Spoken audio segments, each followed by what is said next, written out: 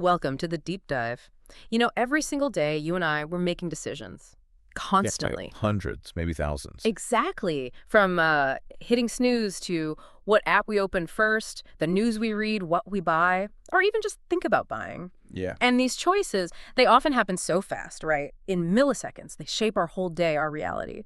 But have you ever, stopped to really think how much of that is genuinely you deciding? mm, Especially now in this, super digital world, it's a big question. Maybe a bit unsettling when you really get into it. it really is unsettling. I mean, look, historically, our choices were always influenced, right, Hmm. by experience, upbringing, friends, even just how we feel that day. Sure. But our brains, fundamentally, they rely on these mental shortcuts, cognitive biases. They're quick, efficient, often unconscious ways to handle, well, an overwhelmingly complex world. Right, coping mechanisms. Exactly. But what's radically different now with the digital age, it's not just a new place for decisions. It's changed the whole uh, architecture of choice itself. These digital platforms, Mm. they aren't passive, not at all. They're active, intentional even. Architects guiding our clicks, our scrolls. Architects of choice. I like that. And Yeah, that's really our mission here today for this deep dive. We want to pull back the curtain on this intersection of our psychology and the digital world we live in. which is fascinating and, yeah, sometimes unsettling. Totally. We'll unpack how the algorithms, the big data, the really clever design, Yeah. how it's all influencing us, sometimes for good, but let's be honest, often for worse, or at least for their goals, not necessarily ours. hmm This is where it gets really interesting. It's like this silent tug of war for our attention, for our autonomy. So we'll break down the psychology first, what makes us tick, what makes us vulnerable. Then the digital strategies they actually use. Right. And finally, what does it all mean for us as individuals and, for society? Yeah, and the goal, really, is to give you the tools, the understanding to navigate all this more consciously, more critically. So you know what's happening behind the screen. Exactly. We'll cover things like confirmation bias, loss aversion. You see that everywhere, choice overload, those little nudges that kind of push us one way or another online.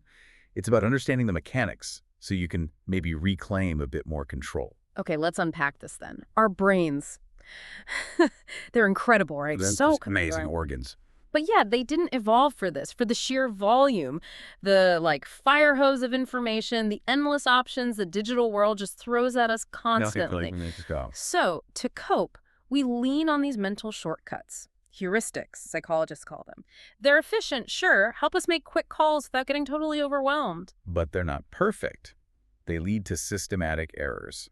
which are the biases we're talking about. In the digital world, it doesn't just present these biases, it seems to amplify them, exploit them even, ruthlessly. That amplification is the absolute core of it. Think of our biases like small ripples on a pond, Okay. the digital ecosystem. It's like a giant megaphone, turning those ripples into these huge waves. Because the algorithms, they're incredibly good at spotting these biases in each of us. On an individual level. Yes. And then they deploy strategies Yeah. built right into the design, the function of the platform, to leverage those biases at scale. Right. It's industrial level persuasion, something we've never really faced before. And you see it every day. Let's take confirmation bias. That's our tendency deep down to look for and believe information that confirms what we already think is true. We all do it. Yeah, it's why we maybe stick to certain news sites or follow particular groups online. But what's wild is how platforms like YouTube, Facebook, even news aggregators, their algorithms are optimized to keep us engaged by feeding us more of the same. Content similar to what you've liked or watched before? Exactly, creating those filter bubbles or echo chambers that Eli Pariser talked about years ago. But it's not just seeing what you like, it actively narrows your view. It kind of blinds you to other perspectives. Making it harder to engage critically with different ideas. It just reinforces what you already believe. Yeah. Hardens opinions. Yeah. And the research on this is really quite stark. There was a big study, Bakshi, Messing, and Adamic published it in Science. They looked at huge amounts of Facebook data. What did they find? They found that even if you do occasionally click on something from an opposing view, the platform's algorithm drastically, exponentially limits how often you're even exposed to that kind of challenging content. Wow. So it actively steers you away from different views. Pretty much. If you lean one way, the design makes it less and less likely you'll encounter a truly different perspective in your feed. It's a loop. Optimized for engagement, maybe, but not for diverse information. Okay, so confirmation bias keeps us in our bubble, but platforms also tap into something, maybe even more primal, our fear of losing things. Yes. Loss aversion. Right. Kahneman and Tversky, the Nobel laureates, identified this back in '79. The basic idea is that the pain of losing something feels about twice as strong as the pleasure of gaining something of equal value. It's a powerful motivator, or demotivator, depending on how you look at And it. you see it everywhere online. Only 2 rooms left at this price. Sale ends in 2 hours. Click now. That artificial scarcity creates urgency. Exactly. They're not just helpful tips. They're designed to make us feel anxious, to push us into deciding now, impulsively. We fear missing the deal more than we calmly think about the actual value. Think about those free trials, too. The ones that just roll over into a paid subscription if you don't actively cancel. Oh, yeah. They're counting on your inertia and that aversion to losing the service, even if you weren't really using it much. It's a nudge to become a paying customer. Yeah. Very effective. Another really common one is availability bias. Okay, what's that? That's where we judge how likely or frequent something is based purely on how easily examples come to mind. If it's easy to recall, we assume it's common. Makes sense. And social media. It's the perfect amplifier. It bombards us with vivid, visual, often really emotional content. Think about a plane crash. Okay. Tragic but rare. Statistically very rare. But the coverage is intense, widespread, visually dramatic. It becomes incredibly available in our minds. So we feel like flying is riskier than it is. Exactly. Riskier than driving, for instance, which is statistically far more dangerous. Or we might overestimate the frequency of shark attacks because of viral videos while ignoring more common risks. It subtly warps our perception of risk, of what's prevalent, of what really matters. That feeling of being overwhelmed by choice, that definitely happens online, which I guess leads to another one. Absolutely. Analysis paralysis and choice overload. We've all felt this. There was that famous study, Iyengar and Lepper, with the jam sample. Boy, in the supermarket. Yeah. They show that when people had too many jam options, fewer people actually bought any jam. And those who did choose, they were less satisfied with their choice. That is so relatable. Scrolling through Netflix forever, trying to pick something. Exactly. Yeah. That anxiety. Or trying to buy something on Amazon with like hundreds of similar products, endless reviews. You just give up sometimes. Or pick randomly and then wonder if you got the right one. I know I spent way more time looking for a movie than actually watching it. Me too. So if we connect all these biases, right? Confirmation, the loss aversion, availability, overload, it's clear it's not just about our individual quirks. It's the design. It's absolutely the design. Digital companies, they have teams, psychologists, UX, UI designers, whose whole job is to create environments that guide your behavior, subtly but powerfully, towards their goals. More time on site, more clicks, more data, more sales. Precisely. And this ties right into that idea of the nudge, which Thaler and Sunstein made famous. These are subtle changes in the choice architecture. They don't ban options, but they make one choice easier or more obvious, gently steering you, often without you even realizing. And once you start looking for them, these nudges are everywhere online, aren't they? Like autoplay. Oh, classic example. YouTube, Netflix, news sites. The next video just starts playing. You didn't click anything. It exploits our inertia, our bias towards the status quo. It's just easier to let it keep playing than to actively stop it, right? It breaks the flow, takes effort. And suddenly, an hour has gone by.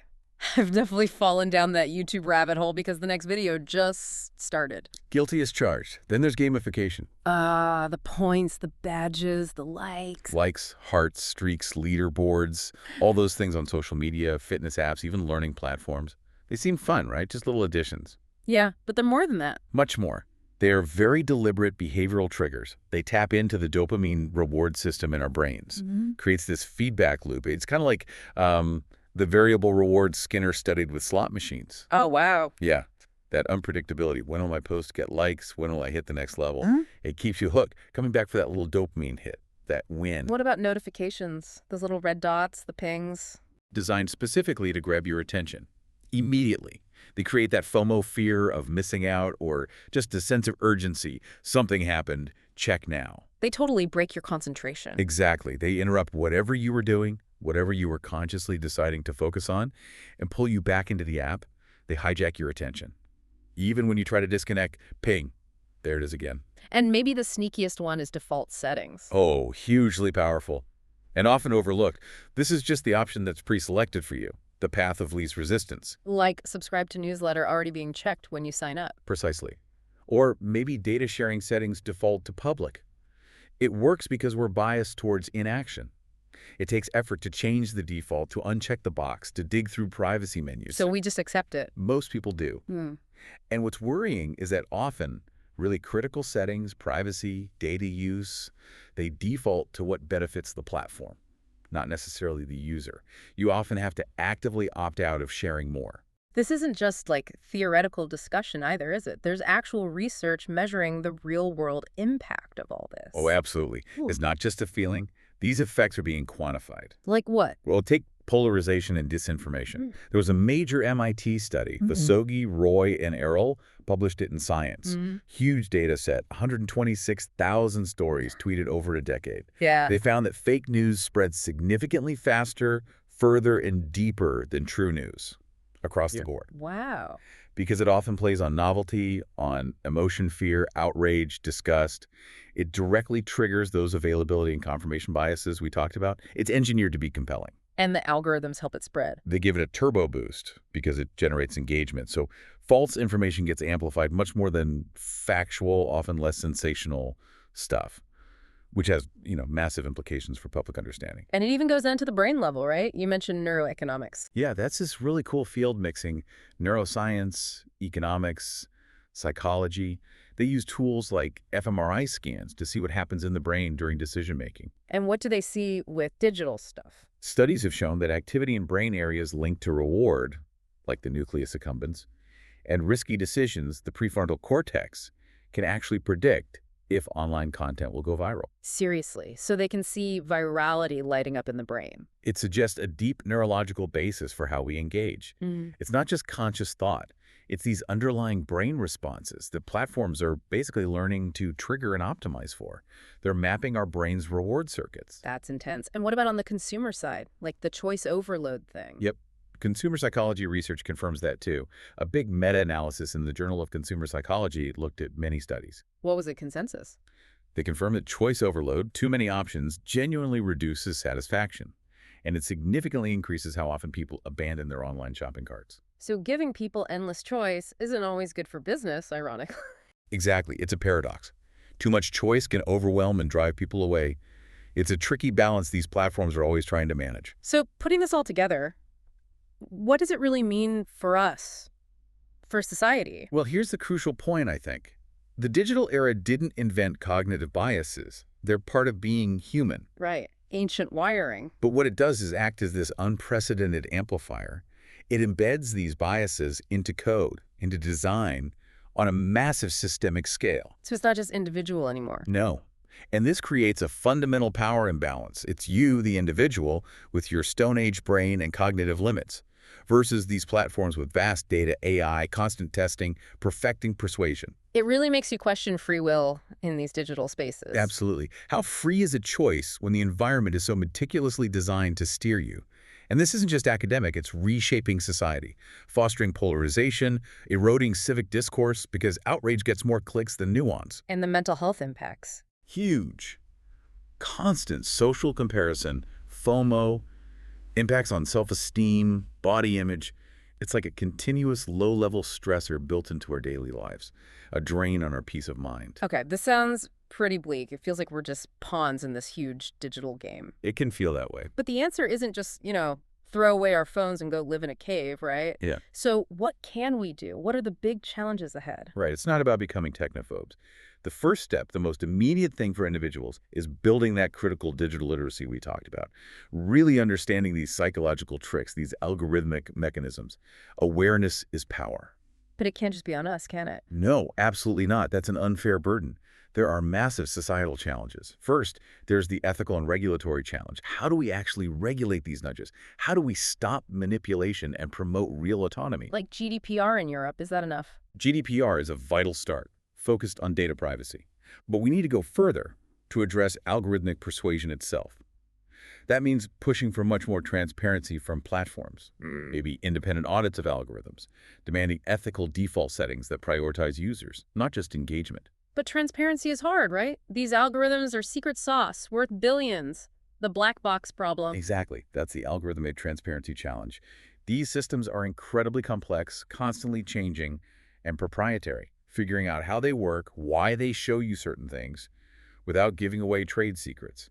It's a monumental technical and legal problem. We need innovation there. Maybe new oversight bodies, maybe advances in explainable AI. And for us personally, day to day, The biggest individual challenge is managing attention and self-control in environments literally built to capture and hold your focus by very smart people. by brilliant people. The real task is being deliberate about where your attention goes. It takes conscious effort, like digital hygiene, turning off notifications you don't need, setting app timers, having tech-free times or zones, practicing mindful consumption. Yeah. It's like building a muscle. Building resistance. Precisely. Against that constant pull of passive scrolling. And just when we're getting our heads around this, there's a new wave coming, right? AI that talks back. Oh yeah, that adds a whole new dimension. The future of generative AI, things like ChatGPT. What's really different here is the potential for hyper-personalization. How so? These systems can tailor information, arguments, nudges, specifically to your known biases, your history, your psychological profile, in real-time conversation. Whoa. It raises really profound questions about agency, about who is actually authoring your thoughts or decisions when the persuasion is that personalized, that sophisticated. We're entering territory where the architect of choice might be an AI built just for you, making it even harder to tell influence from genuine choice. Wow, okay. So today we really dug into how our own human biases get amplified online, how platforms use these subtle nudges to shape what we do, and the huge impacts on society, on us individually. It's clear our digital world is anything but neutral. Yeah, it's meticulously constructed. And what really stands out to me is that navigating this requires a collective effort. It's not just on you, the individual, to be constantly vigilant. We need more. We need digitally literate citizens, yes. Yeah. But we also need ethically responsible designers building humane tech. And we absolutely need smart, adaptable regulations that can keep up with the pace of change. So the big question left hanging maybe is how do we make sure this incredible technology actually serves human well-being, human autonomy, enhances our choices instead of quietly making them for us? That's the billion-dollar question, isn't it? Definitely something to chew on next time you find yourself scrolling. Maybe pause and ask, am I choosing here or am I being chosen for? Thanks for joining us on The Deep Dive.